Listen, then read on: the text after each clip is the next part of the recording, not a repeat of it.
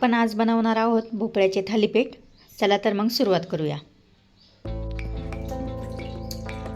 मग त्यासाठी सगळ्यात पहिलं आपण परातीमध्ये पाणी घेणार आहोत. आता आपण हा भोपळा बारीक किसणीने किसून घेणार आहोत. या पाण्यातच किसायचा म्हणजे भोपळा आहे ना काळा पडणार नाही, तो हिरवागारच राहील.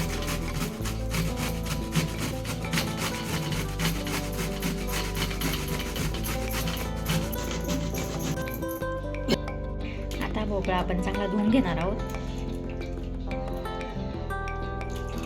आणि हा असा धुतला त्यातलं सगळं पाणी काढून तो एका चाळणीमध्ये ठेवू, म्हणजे यातलं जे पाणी आहे ते पण खाली निघून जाईल.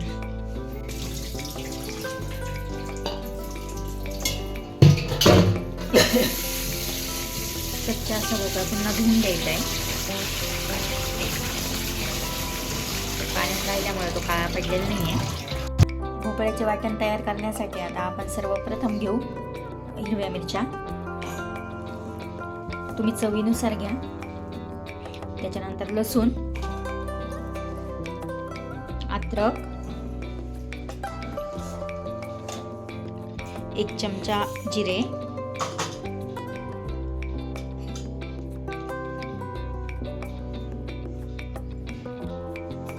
1 चमचा मीठ. आता या मसाल्याचं वाटण आपण करून घेणार आहोत.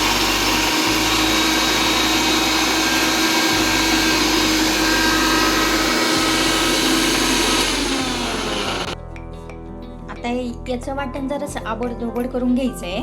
थालीपीठमध्ये ते दिसलंही पाहिजे की आपण जिरे टाकलेले आहे. थोडीशी लसणाची पण टेस्ट लागली पाहिजे, मिरचीही लागली पाहिजे. एक मध्यम आकाराच्या वाटीत आपण गव्हाचं पीठ घेतलेलं आहे. 1 वाटी, 1.5 वाटी गव्हाचं पीठ. त्याचबरोबर आपण अर्धी वाटी बेसन पीठ. आता यामध्ये आपण टाकणार आहोत तीळ,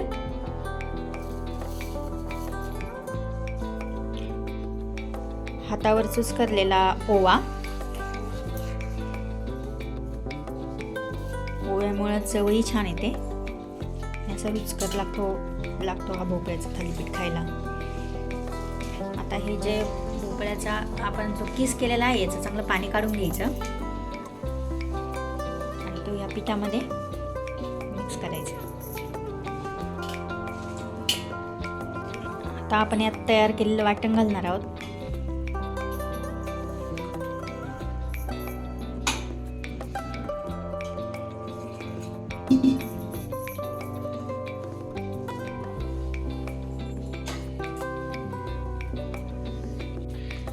थोडीशी बारीक चिरलेली कोथिंबीर घालणार आहोत.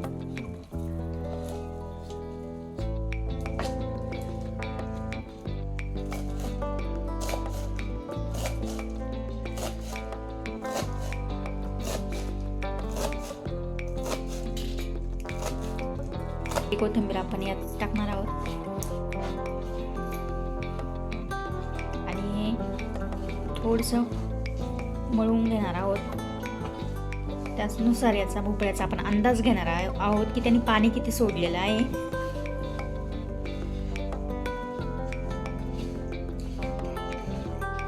यात आपण अर्धी ओगळी तेल टाकणार आहोत आणि पुन्हा हे मिश्रण एकजीव करून घेणार आहोत.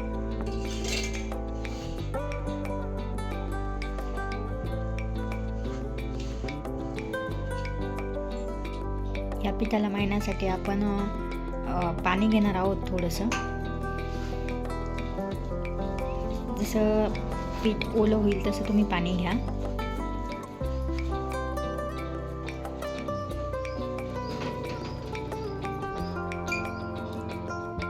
जसं लागेल तसं वापरा.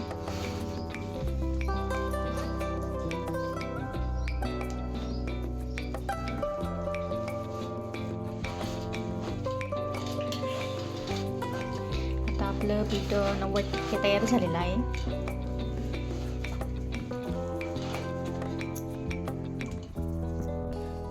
जर हाताला पीठ चिटकत असेल तर थोडंसं तेल टाका त्याच्यावरती.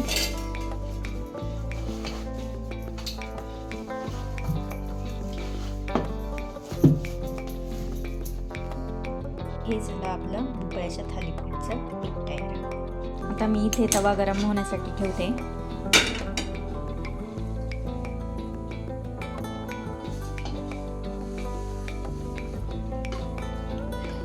थालीपीठ तयार करण्यासाठी एक मध्यम आकाराचा उंडा घ्यायचा आहे.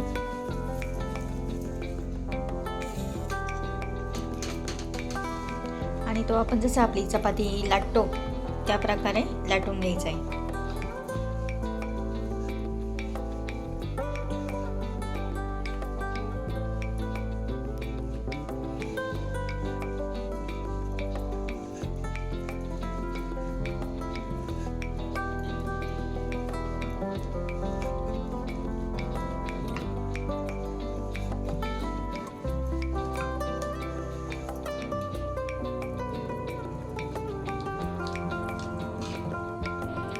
तवा तापल्यानंतर आपण यावर साजूक तूप घालून घेणार आहोत.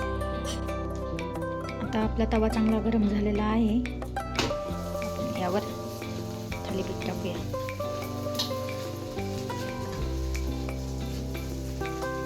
हे अगदी चपातीसारखे भाजायचं आहे.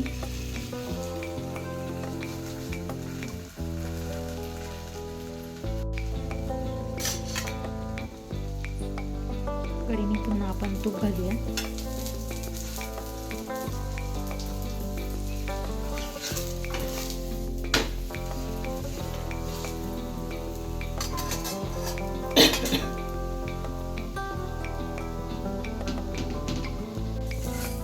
पलटी करायचं आहे असं, म्हणजे दोन्ही साईडनी चांगलं भाजेल. पलटी करून घ्यायचं आहे.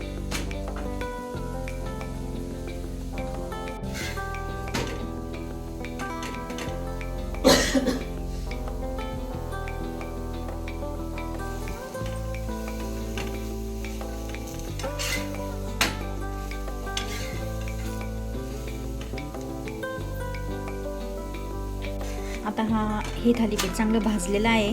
आपण हे आता काढून घेऊया. आता इकडे हे थालीपीठ होत असताना आपण इकडे थालीपीठसाठी लागणारा रायता बनवून घेऊ. त्यासाठी मी इथे एका पातेल्यामध्ये दही घेते.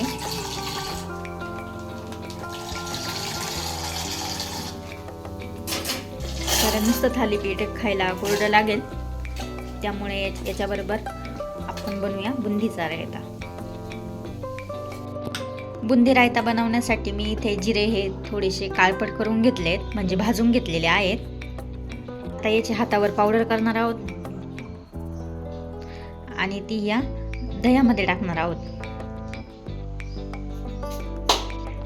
यात मीठ टाकणार आहोत.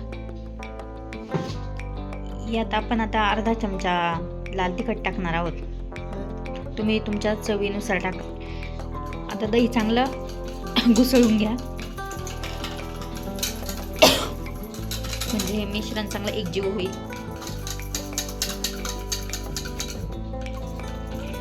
आणि आता याला थोडासा घट्टपणा आलेला आहे. यात थोडंसं आपण पाणी ऍड करू.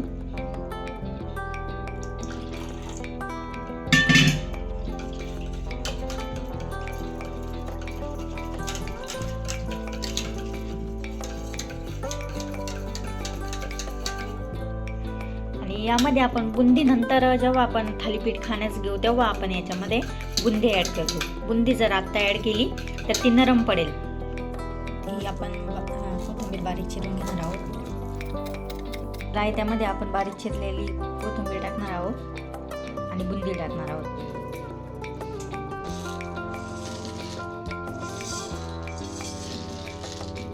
आणि हे चांगलं एकजीव मिक्स करणार आहोत.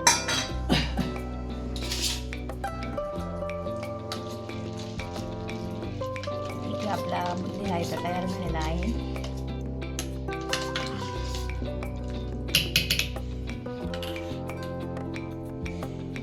हा बुंदी रायता आपण चपाती भाजी सोबतही खाऊ शकता, पराठ्यांसोबत, थालीपीठ सोबत, धपाटे, धिरडे यासोबत खाऊ शकता.